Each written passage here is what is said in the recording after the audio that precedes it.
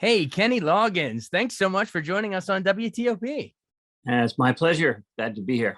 Now we're talking, of course, because you are coming to the Warner Theater here in DC, historic spot, on June 7th, and it's called Still All Right, an intimate evening of stories and songs. I mean, that says it all. We'll get stories and songs, but I'm assuming you're going to play, all the greatest hits, and then in between, are you weaving in stories from your new book of the same name? We are. Well, I tried to do it in a different format. I've done a couple of shows with a fellow named calls himself the Professor of Rock, Adam Reeder. Yeah. And I did his show where I would go on to his show and he would interview me. And we talked about, he had read the book and said, well, I want to ask you some of the questions about the stories in the book. And then those stories lead to songs or how the songs got written. And I said, well, why don't I bring my band? And anytime we hit a story about a song, we can play the song. So we created a long form interview thing, sort of like Actors Workshop. And it worked so well that I said, this is how we should promote the book. So I talked him into going on the road with me, and the show will be part interview, then the subsequent stories with that interview, and then the subsequent songs with those stories. So that's what An Intimate Evening with, which we talked a lot about. How the hell do we build this thing? This is not the norm.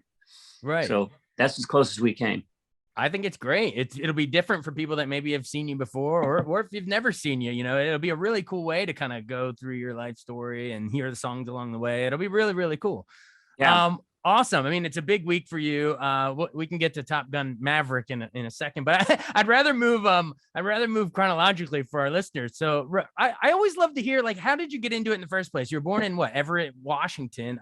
Was there certain stuff your folks played around the house, or did you pick up an instrument at a certain age? I always want to know that initial spark. Yeah. Well, in my case, I have two big brothers, but one big brother is 4 years older than me, Dan. And he was very influential in getting me into music and actually taught me to sing harmony when I was about 5 years old. Oh, wow. Young. So he was 9 and he was a total music head. And so, because he's my big brother, I just did whatever he said, let's do this, or let's learn this. So I learned a lot of music as a little kid because of him. And that's the shortest answer to your question is that my dad was a big Bing Crosby fan. Okay. So he turned me on to early Crosby when I was, knee high. Oh, that's just classic stuff. Awesome. Well, then I know I'm a huge country music fan, and I didn't even really know, just admittedly, until researching for this interview. I had no idea you sort of started with some nitty gritty dirt band stuff before the Loggins Messina stuff. I knew Loggins Messina. I didn't know about the nitty gritty. That's awesome. Yeah. So how did you go from nitty gritty and then ultimately forming the duo of Loggins Messina? You've probably told the story a million times, but I'd love to have it for posterity. Well, I wasn't in nitty gritty dirt band. I wrote 4 songs for their Uncle Charlie album. Okay. And got to know the guys during that period of time. And so that was the most high profile recordings I had of my own material up to that point. And then I knew that Jimmy Messina had produced the last Buffalo Springfield album and played bass on it. So I was trying to reach him to talk about making a record together. At the same time, he had changed his deal with Clive Davis and Columbia Records to be a producer deal. So he was looking for acts to produce, and I was looking for a producer. Gotcha. And it worked out for a string of hits. I won't go through all of them, but tell me about Your Mama Don't Dance. Do you remember where you were writing and putting that one together? Yeah, we were at rehearsal waiting for the band to show up. Excuse me. And Jimmy had that idea, that line, "Your mama don't dance and your daddy will rock and roll," and was approaching it like an early Elvis kind of thing, or Kansas City, Wilbur Harrison. And by just sort of jamming on that, waiting for the guys to show up, we wrote this song. We thought it was, like a comedy tune, like a, what do they call that? Anyway, we didn't really think about recording it. And we finished the Sit-In album and had not recorded Mama Don't Dance. And it wasn't until our second album together that we recorded Mama Don't Dance. And then radio was all over that. And your daddy don't rock and roll. We can all sing it forever. Well, I want to get to all of your movie soundtracks because you're sort of a king of it. But real quick before that, we got to mention that it wasn't all movie soundtracks. That you also won Song of the Year for What a Fool Believes with Michael McDonald, Doobie Brothers, that whole thing, and you won another Grammy for This Is It. After that, talk about how big that was for you to sort of prove that, it wasn't just locked into this duo Loggins and Messina, but that you had other stuff as you were breaking off solo. How big of a pivot was that for you? Yeah. And Whenever I Call You Friend with Stevie, which was really the thing that broke open my solo career, because I didn't know it then, but it's very difficult for artists to go solo out of successful duos, right? In particular. So when I did Whenever I Call You Friend, which I'd written originally to write with Michael, and then Michael passed on it, so I wrote it with Melissa Manchester, and then we got that to Stevie, and Stevie and I did it as a duo. But that was before any of the movie stuff. That was, right at the beginning of my solo career. Absolutely. Well, it's all great stuff, but let's get to the movies, baby. That's my bread and butter. I love it. I guess the first big one was, the remake of A Star Is Born. Well, the first remake has been remade since. Yeah. But I Believe in Love. Just talk about putting together for that song for such a star-studded film. But also, I mean, was there any pressure knowing that it was a remake, and hey, how are we gonna liven this up? And they turned to Kenny Loggins and say, "Make it new, baby." Right. Well, they actually turned to quite a few people. Yeah. That was Barbra Streisand and John Peters, her boyfriend at the time. And I got a call from Barbara I hadn't met her before. And I got a call from her office, am I available to have lunch in this show? So the idea was that she was meeting with different pop songwriters and asking if they had anything unfinished or an idea or could write a song for a particular scene. And we sat together for about 2 days solid, but because I had much of the Celebrate Me Home album in the works. And so I had I Believe in Love as an idea. I had, Why Do People Lie? I had a ton of ideas. And so we just sort of jammed on stuff. And she loved that, and I believe in nobody tell me, why do people, or I Believe in Love. Mm-hmm. And so we worked on that. And during the process, she said, have you ever thought about acting? And I said, no, thanks. And that was it. That was our discussion about acting. But, they went from there. And then when John left Barbara, he decided he wanted to be a movie producer because they had fun making that thing. Mm-hmm. And the first thing he decided to produce was Caddyshack.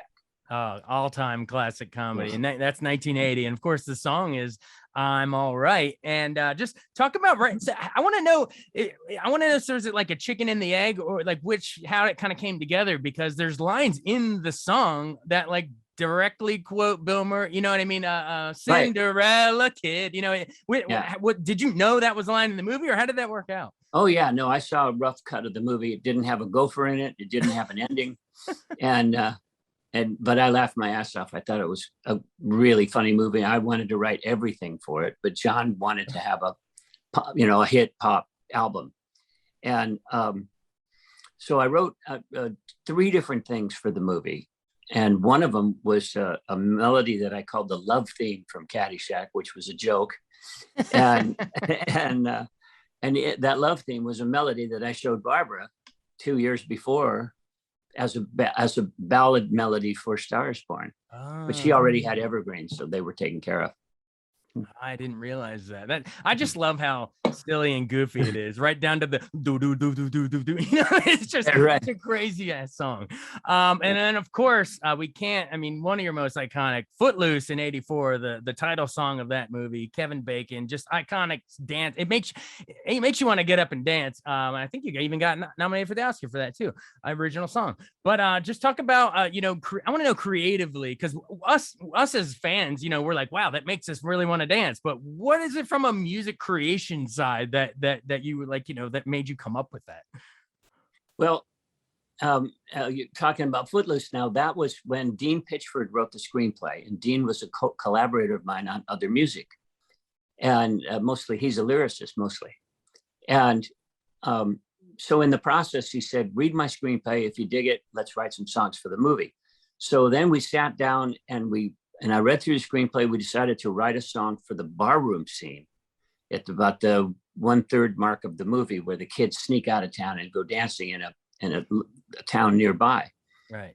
And so Footloose was a melody we were using for that scene.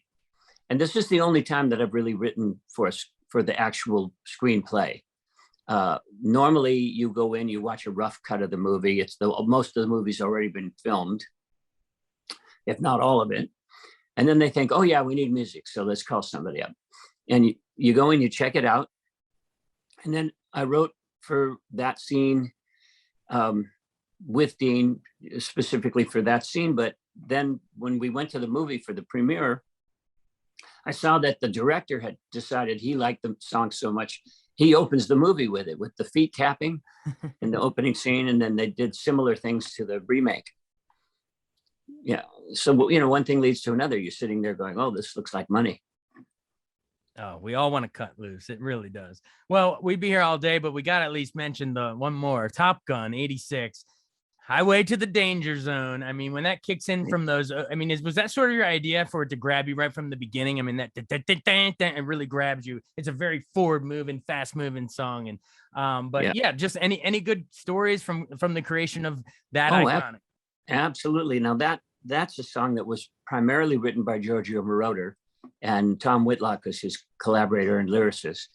And then when I got a call from Giorgio in his office saying, we have to dub this thing into the movie in 3 days, and we don't have a singer, because they had originally, I think, negotiated with Mickey Thomas and Starship.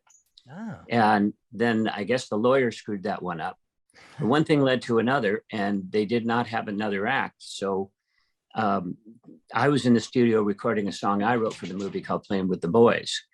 And in the process, I just jumped out of the studio, went down, met with Tom. We did some rewrites. Next day, I'm in the studio with Giorgio. He's already changed the chords and stuff to the chords I added. And, I just went in and sang it. 2 days later, it's in the movie. Wow. And it's an all-timer. That sparked a question from me. Has Tom Cruise ever come up to you at any sort of function or a private thing or anything and say, thank you for helping make my movie? Right. Yes. And in particular, about 6 years ago, he and I did Kimmel accidentally together. And it was backstage where I said, I hear you're making Top Gun. He says, yeah. And I said, well, is Danger Zone going to be in it? He said, it wouldn't be Top Gun without Danger Zone. Awesome. And he held true to that. He wanted to use that original Danger Zone so that he could reconjure that vibe of the original movie and then take it from there. And I got to tell you, I have not been told or paid to say this. It's a great movie. The new Maverick just blew me away. Yeah. Well, by the time this interview airs, I guess I can safely probably say it'll be the number one movie in America. Top Gun Maverick. Why do you say that? Just elaborate a little more. Is it just as high octane in your opinion as the original 86 version? Yes, in my opinion, it is definitely high octane. And because we've got new technology, new jets, now women are pilots as well. It's just a brilliantly written it's in the ilk of Star Wars and Indiana Jones and that kind of cliffhanger excitement thing, that one after the other. Really well done. Yeah, it's funny you mentioned those. There's some of the most, as far as pop culture heroes, Maverick is right up there with them. I mean, it's so beloved. What's it like when you're sitting there and you're like, okay, he told me it was going to be in Danger Zone, was going to be in here. I don't know if it is. Let's see. And then when you finally hear it, sort of describe that feeling of sitting in the theater and, oh, there's my song. Well, have you ever had an orgasm? It's similar to that, only different. That is the perfect explanation for it. That is hilarious. Kenny Loggins. I don't know how we top that. You pretty much don't. No, I think that's the perfect place to leave it. Well, let's just bring it full circle back around to the Warner Theater show. It'll be June 7th in DC. Again, it's called Still All Right, an intimate evening of stories and songs. Just final words, talk directly to our listeners, come on out, guys. You can have a good time. Oh, absolutely. No, you got to come to the Stories and Songs show because it's unique. It's never going to happen again. I've got 6 of them, and where we're at, where you're listening from, is one of the 6. Awesome. Well, thanks for sharing some stories and songs with us briefly here on WTOP. Kenny Loggins, that was really fun. Thanks so much for taking the time. Thank you. All right. Bye-bye. See ya.